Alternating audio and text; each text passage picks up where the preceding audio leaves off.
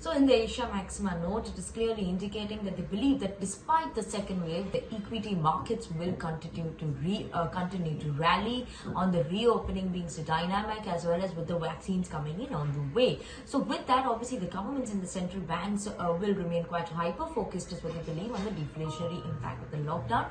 That means that they will be continuing with willingness to stimulate. So that is something interesting over there that they are pointing out.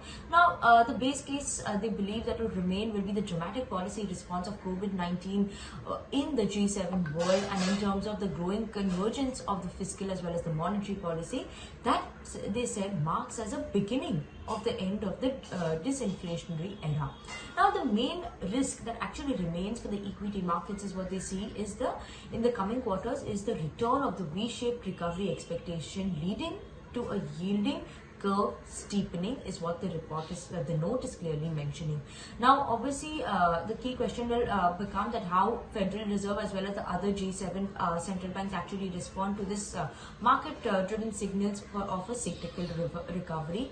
And also they are indicating that if there's any hint of tapering, that is going to trigger a sharp sell-off in the equity market. So that is something we may want to watch out for. They believe that the Fed will remain dovish in the current in such circumstances on the argument that premature tightening of the risk jeopardizing the goal as well as reaching its 2% inflation targets. So that is something we're going to watch out for, as well as long-term government bond investors who do not want to be locked into currently ultra low or negative G7 government bond yield should relocate the money to the lack of stimulus in China relative to the G7 countries, while the risk in 2021 is the incremental tightening by the PBC, that's the People's Bank of China. So that is something that they are indicating as.